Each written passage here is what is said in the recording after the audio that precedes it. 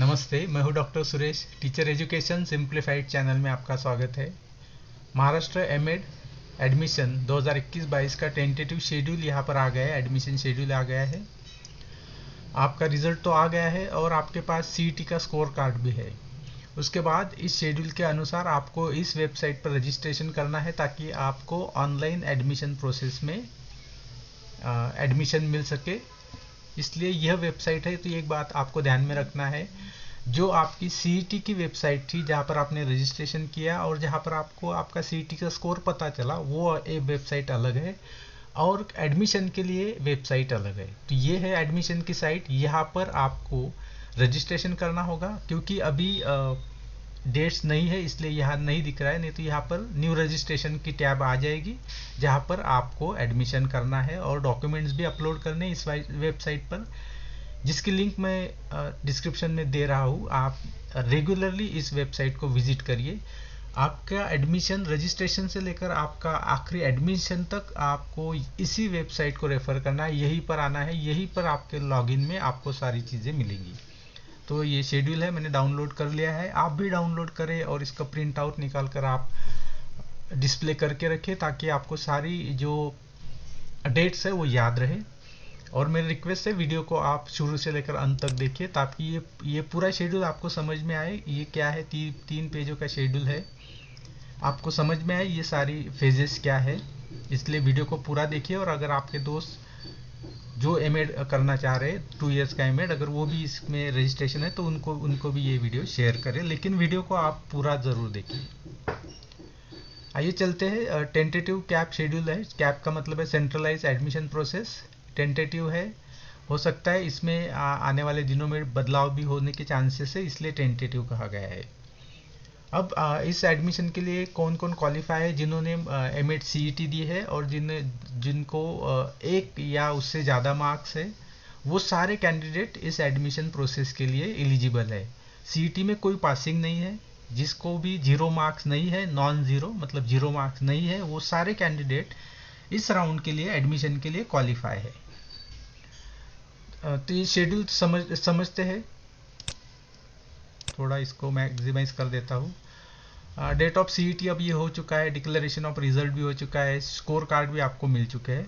अब ये जो है college registration approved by director of higher education और पब्लिकेशन ऑफ अप्रूव्ड लिस्ट, तो ये अथॉरिटी की तरफ से किया जाने वाला है। इसमें आपका कैंडिडेट्स का कोई रोल नहीं है। आपको यहाँ 18 नवंबर को ये पता चलेगा कि कौन कौन से कॉलेजेस है महाराष्ट्र में, उनके मीडियम कौन से है। ये यूनिवर्सिटी वाइज, डिस्ट्रिक्ट वाइज आपको वेबसाइट पर पता चलेगा। जो मैंने अभी आपको वेबसाइट दिखाई है कैप की, उस वेबसाइट पर आपको पता चलेगा। उसके पहले भले ही बाद में दिया हो, लेकिन 12 नवंबर को एडमिशन का ब्रोशर आएगा जिसमें सारे रूल्स और स्टेप्स डिटेल दिए होंगे। आप उसको डाउनलोड कर लेना और ठीक से उसकी स्टडी करने के बाद ही एडमिशन के लिए अप्लाई करना है, आगे के राउंड के लिए अप्लाई करना है। तो ये जब आ जाएगा तो मैं उसका वीडियो बनाऊंगा, लेकिन आपको खुद को भी ये ध्यान रखना है, वेबसाइट पर जाकर ये ब्रोशर डाउनलोड करना है।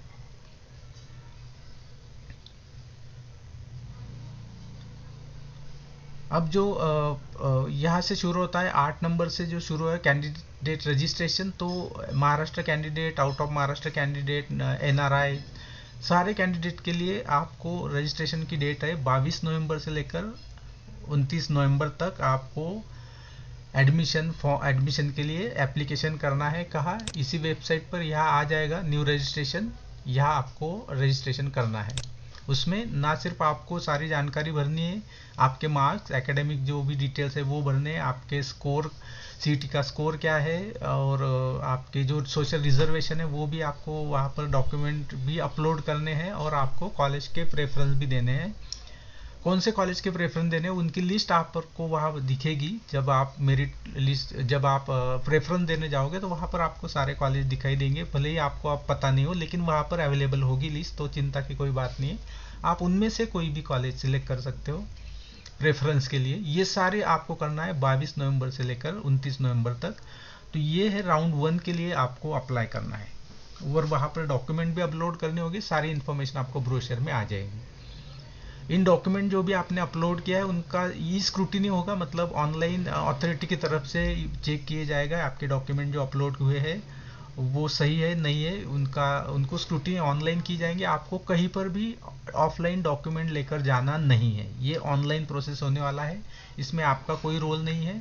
23 नवंबर से लेकर 2 दिसंबर तक ये स्क्रूटिनी होने वाली है।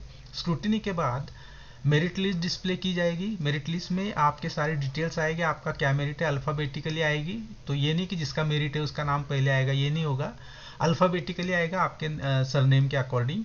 उसमें आपको चेक करना है आपका नाम, आपका मेरिट स्कोर क्या है, मतलब सीईटी का स्कोर क्या है, आपके जो भी ग्रेजुएशन पोस्ट ग्रेजुएशन के मार्क्स भरे हैं वो सही है नहीं है, आपका रिजर्वेशन कौन सा है वो है या नहीं है, आपकी category Maharashtra candidate, out of Maharashtra candidate, NRI जो भी है वो आपको डिटेल चेक करने हैं। अगर इसमें आपको कोई करेक्शन है तो आप ऑनलाइन आपके पोर्टल से ही जाकर ये ऑनलाइन करेक्शन उनको भेज सकते हो, ताकि उनको रिव्यू किया जाएगा। उसके बाद publication of final merit list आएगा राउंड 1 के लिए। तो ये जो लिस्ट आएगी ये जनरल होगी, पूरे महाराष्ट्र में जितने भी कैंडिडेट्स ने अप्लाई किए उनके सबकी लिस्ट यहाँ पर आएगी। तो इसमें आपको पता चलेगा कि आपका टेंटेटिव आपका नंबर कौन सा है ओवरऑल मेरिट में। और फिर पहले राउंड के लिए एडमिशन आएगा 14 दिसंबर को, पहली लिस्ट आएगी जिसमें ये पता चलेगा कि आपको कौन सा कॉलेज मिला है। ये आपको आपके लॉगिन में पता चलेगा, यहीं पर इसी वेबसाइट पर आपको पता चलेगा कि आपको कौन सा कॉलेज मिला है। अगर जो भी कॉलेज आपको मिला है उसमें आपको एडमिशन लेना है तो 15 दिसंबर से लेकर 18 दिसंबर तक 4 दिन है, इन्हीं 4 दिनों में आपको एडमिशन लेना है। आपने जो पहला प्रेफरेंस का कॉलेज दिया है अगर उसी में एडमिशन आपको कॉलेज मिला है तो वहाँ आपको एडमिशन लेना कंपलसरी है। अगर आपने आगे के जो प्रेफरेंस दिए 2, 3, 4, 5 लास्ट ईयर तक 10 तक आप प्रेफरेंस दे सकते हो। अगर आपको वो प्रेफरेंस का कॉलेज मिला है तीसरे चौथा और आपको एडमिशन नहीं लेना है तो आपको एडमिशन नहीं लेना है और आप राउंड 2 के लिए फिर से एप्लीकेशन भर सकते हो।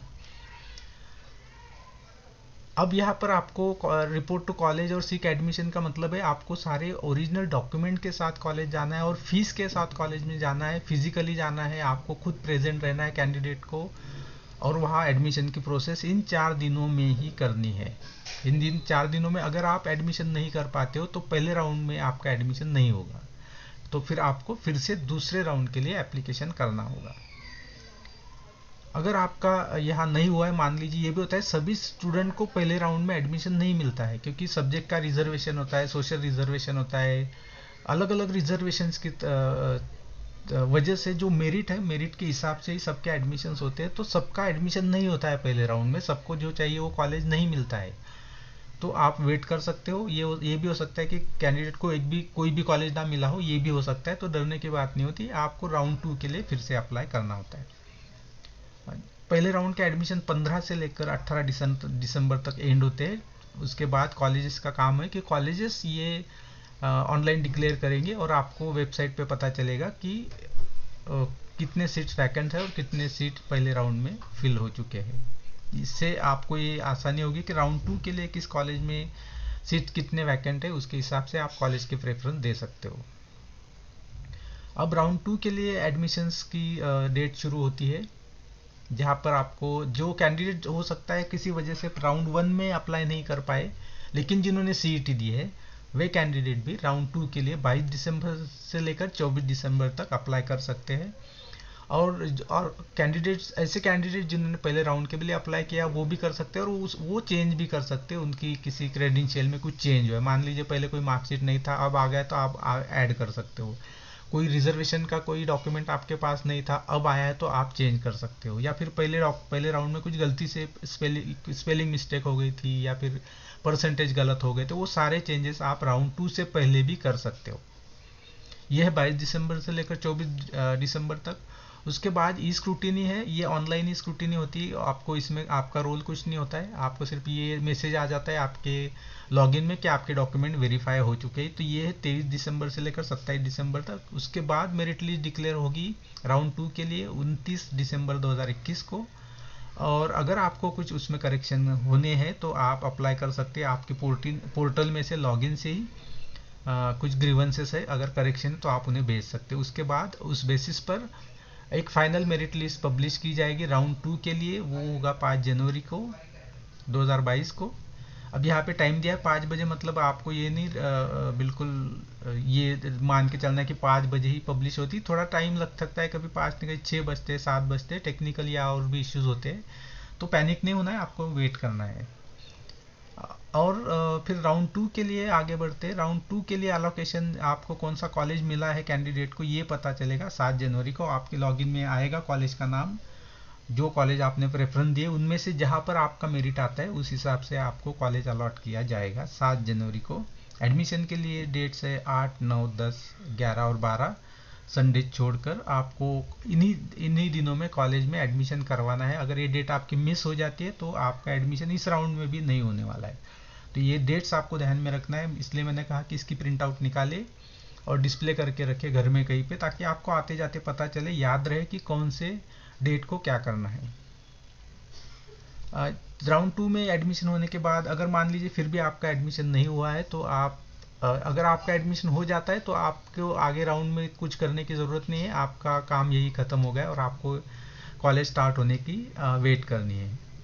अगर आपका कॉलेज एडमिशन यहाँ भी नहीं हुआ है तो आप अगले राउंड के लिए अप्लाई कर सकते हो। तो आप आगे जाएंगे और 13-14 जनवरी को ये पता चलेगा कौन से कॉलेजेस में कितने सीट्स अवेलेबल है राउंड 3 के लिए। फिर राउंड 3 के लिए इंस्टीट्यूशन लेवल एडमिशन के लिए 17 जनवरी से लेकर 19 जनवरी के बीच में एप्लीकेशन किया जा सकता है। अब यहाँ पर आपका थोड़ा कन्फ्यूजन हो सकता है कि ये इंस्टीट्यूशनल लेवल एडमिशन क्या है। तो ये इसमें कोई अलग चीज़ नहीं है, ये ना तो मैनेजमेंट कोटा है, ना ही इसकी कोई एडिशनल फीस होती है, ना ही प्रोसेस कुछ अलग है, सिर्फ नाम है इंस्टीट्यूशनल लेवल एडमिशन। तो इसमें भी प्रोसेस आपको ऑनलाइन ही करनी होती है। आपको 17 जनवरी से 19 जनवरी के बीच में सेम वेबसाइट पर, जिससे आप पहले राउंड से जिस वेबसाइट के साथ हो उसी वेबसाइट पर आपको कॉलेज प्रेफरेंस उसी तरह से भरने जैसे राउंड 1 और 2 के लिए दिए थे। तो कोई अलग से प्रोसेस नहीं, अलग से फीस नहीं है, सेम ही प्रोसेस होती है और मेरिट के बेसिस पर ही एडमिशन होता है। और मेरिट जो होता है वो आपका सीईटी का स्कोर ही एकमात्र मेरिट है, उसी के बेसिस पर आपका एडमिशन होता है। तो ये होने के बाद 20 तारीख को आपको कॉलेज की तरफ से जो मेरिट लिस्ट है वो डिस्प्ले की जाएगी।